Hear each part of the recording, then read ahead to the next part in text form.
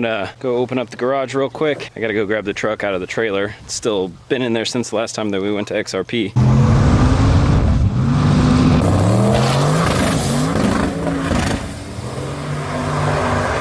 I was so disappointed with the way that it performed, I just left it in there to think about what it did. We got it. Nice. Tony's out here working on the chickens. Working with the chickens. Oh, don't be mean. Alright, so today we are going over to the dark side. We are going from the old faithful slick. We've been using a 2810 Hoosier D06 compound. And as you can see, we've been doing terrible things to these tires. You know, we could probably go out and still get a decent time on these at the track, but it's just not, it's a bit of a struggle right now. So changing them out, and I figured instead of getting another slick, we would give these radials a try, because we've been doing a lot of stuff at the track recently. And we want to try to see how track people do things. So got a radial, so we'll be able to do a bunch of the street classes, I guess, whatever allows aftermarket rear suspension, because that's the thing that usually kicks us out of these street classes, is that we have 4-link in the truck. Yeah, I mean, I've heard really good things about these radials, so we're gonna give them a test.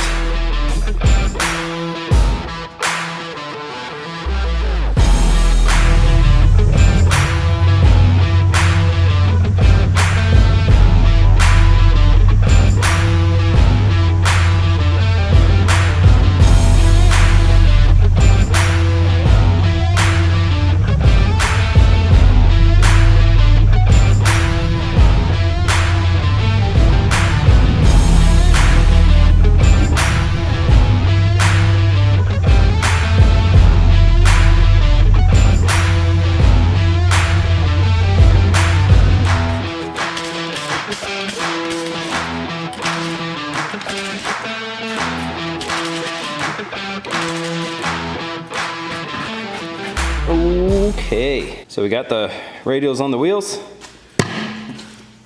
They are definitely heavier. Size-wise, I don't know. It's hard to get a good measurement out of these to see what the contact patch actually is, because it's still brand new, but it's got kind of a rounded edge here, so I don't know. We'll see once we actually start using it what the real contact patch is and measure it out. Be curious. It looks narrower than this one, but I don't know. That may just be deceiving.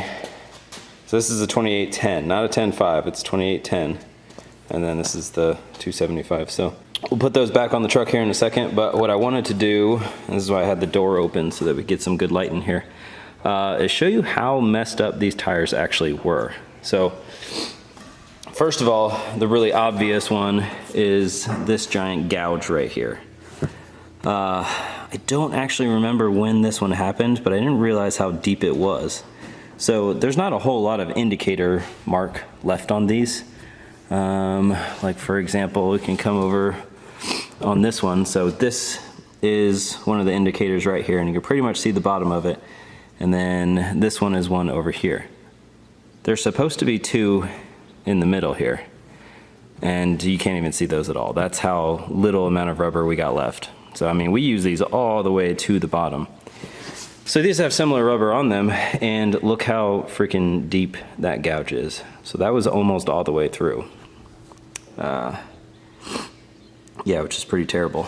So these lines right here, that's not just like marks, those are slices in the tire. Now these happened that first race that we did in Oklahoma on that really crappy road.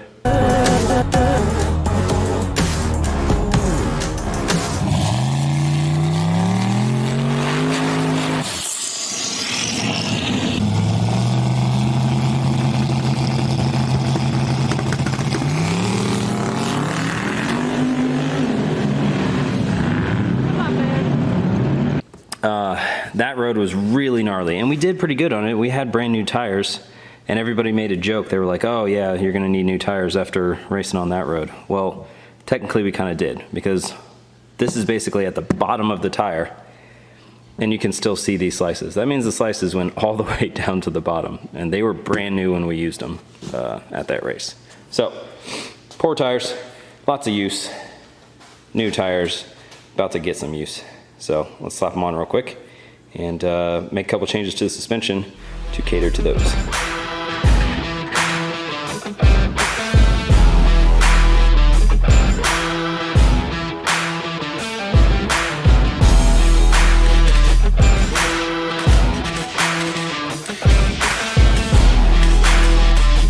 So before we get started on this suspension stuff, I mean, I'll be honest, I've probably done this clip like 5 or 6 times and deleted it every single time because I'm not sure what I wanted to do with the suspension. I've changed my mind a dozen times. I think we're gonna try out, I just need to get a baseline, you know, like I don't know how much we were chasing down those tires being super bad, so we probably shouldn't make a drastic change in the suspension just yet. Let's see how the tires do with something similar to the suspension that we had in it previously, because I don't think it was that bad. I think it was just trying to wheelie a little bit too much, but I still want that separation, I think, on this tire. So what I'm gonna do is, the only thing I'm gonna change is I'm gonna lower the split between the rear top bar and the rear bottom bar. So I'm gonna bring the top bar, the rear top point down 1 hole.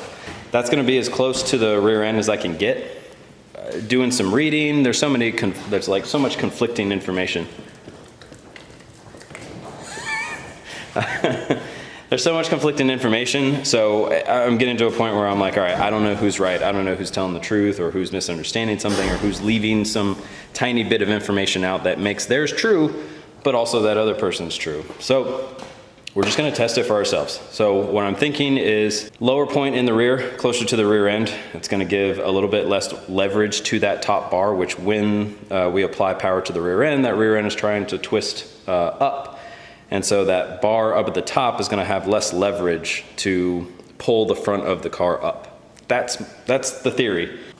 We'll see how that works out, because that's the biggest thing, is if I have the mechanical grip that I need with these tires and I get that separation so I get a really gnarly bite, and I want to be able to pour in that power really, really soon, I got to make sure it doesn't wheelie. Because if it goes up, now I have the amount of power that it can continue to go up. In Colorado, that wasn't ever a problem. The amount of power that we were making combined with the amount that the converter was slipping, I didn't have to worry about it overpowering, doing a wheelie, and going up on the bumper.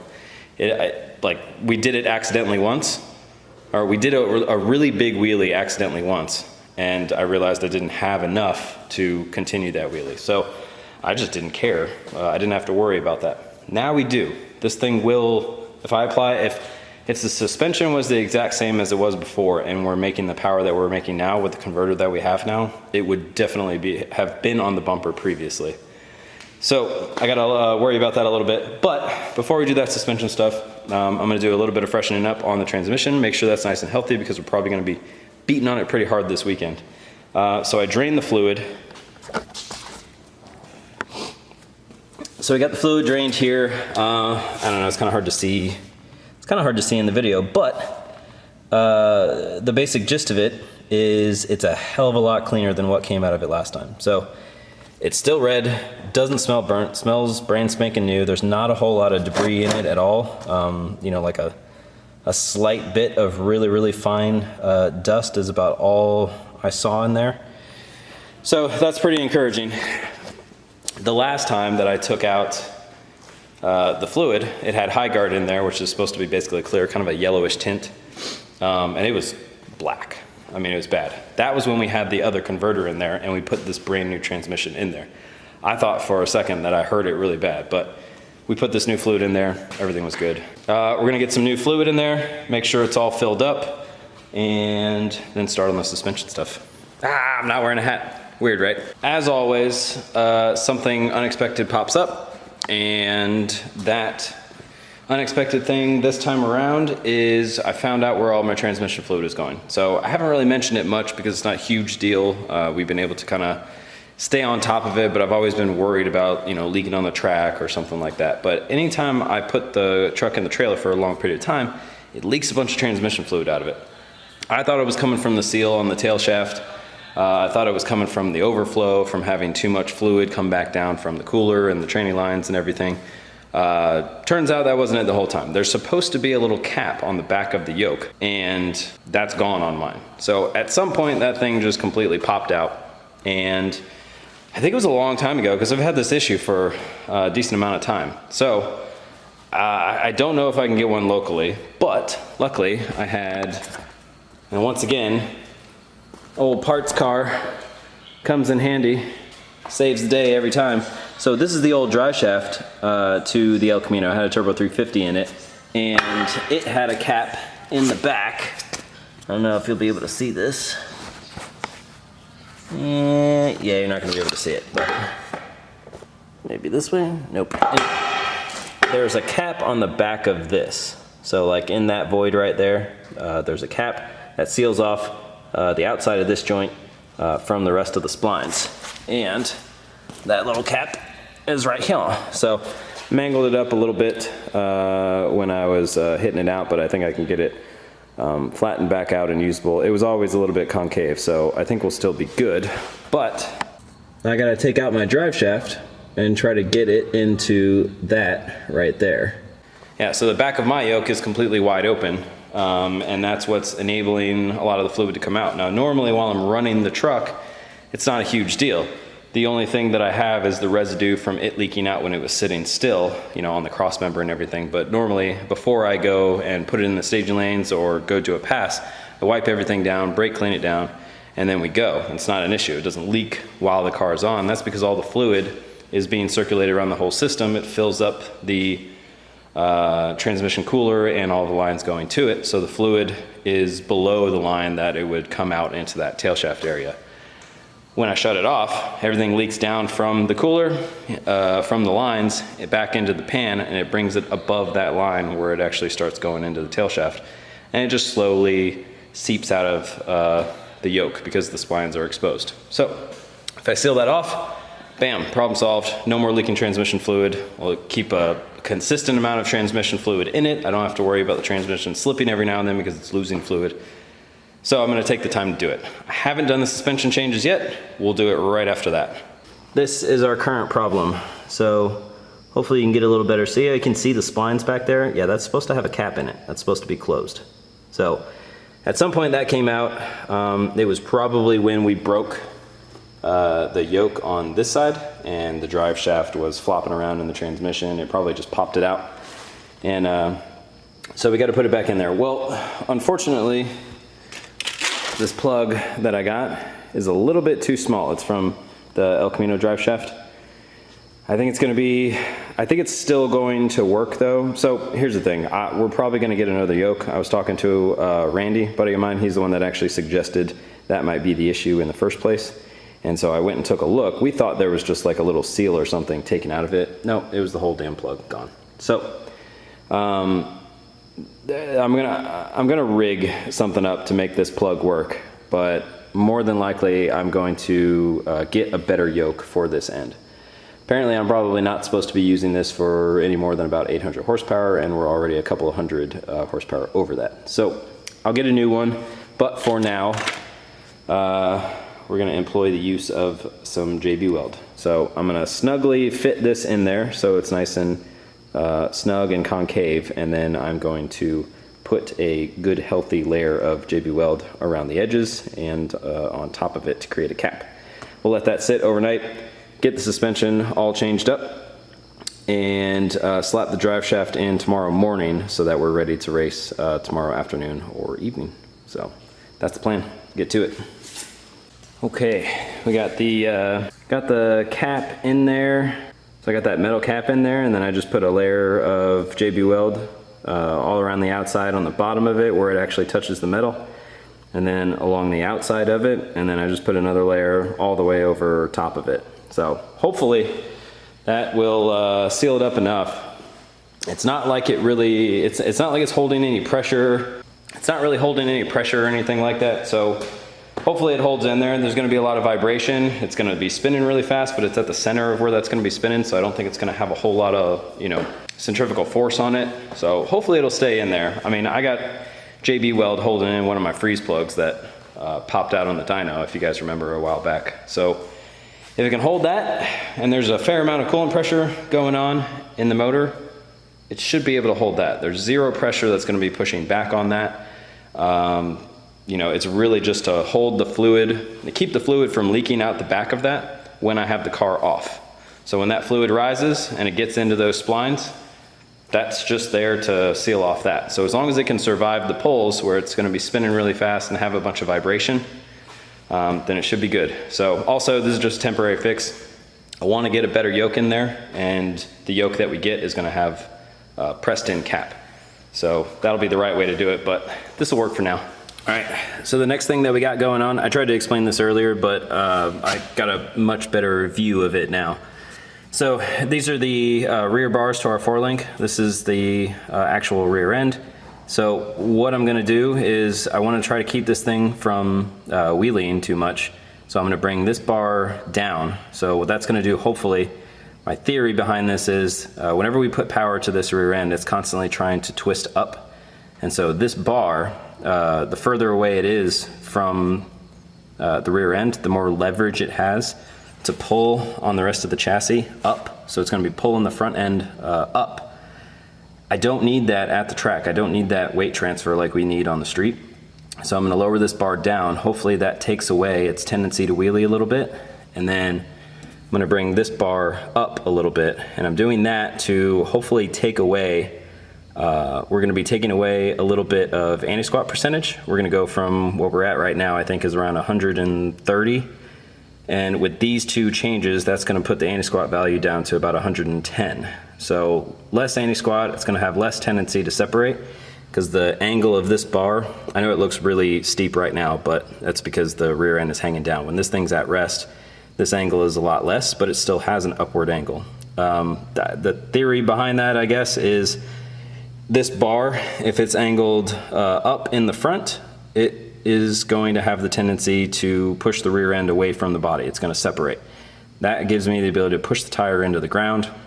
The problem is the shocks that I have on this thing are only single adjustable.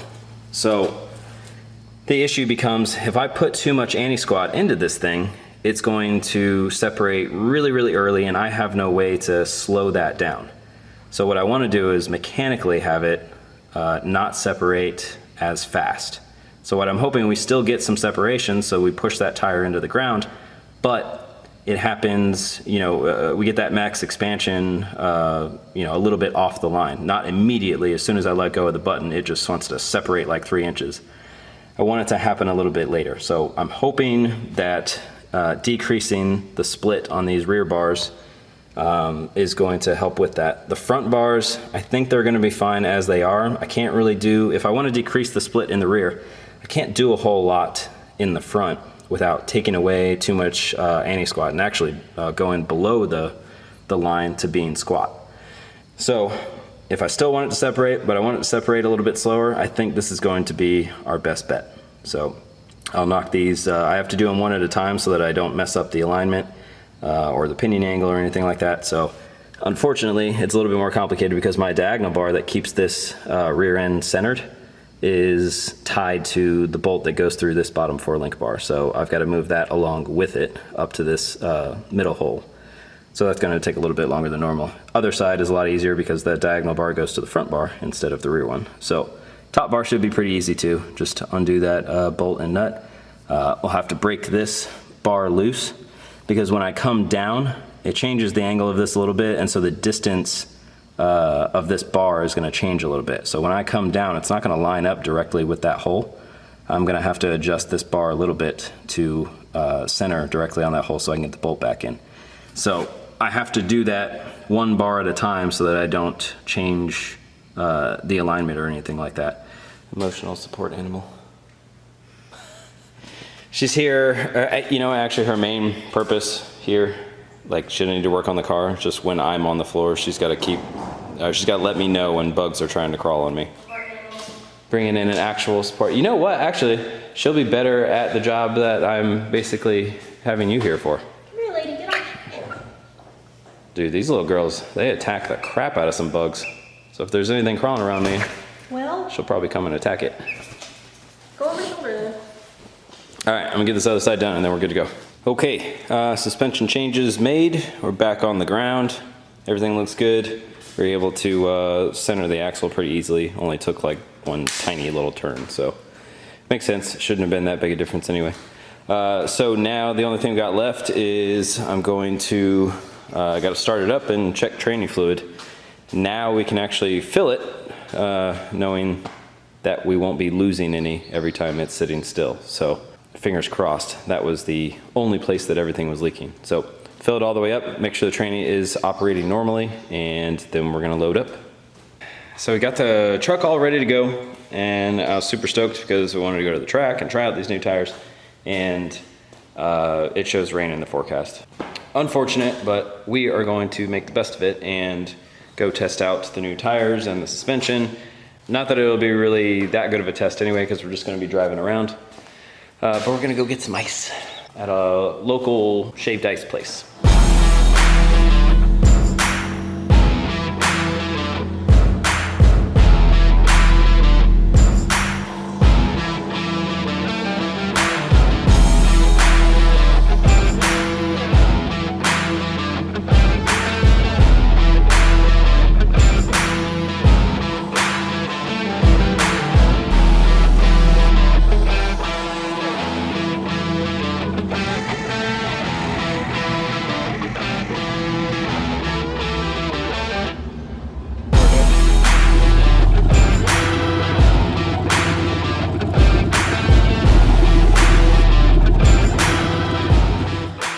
It's a nice little cruise. Everything went well. Got some ice. Got the truck loaded up in the trailer for Sunday. So we'll be tuning tomorrow on Ryan Crabtree's Mustang. Hopefully we can finish that thing up. I'm not sure.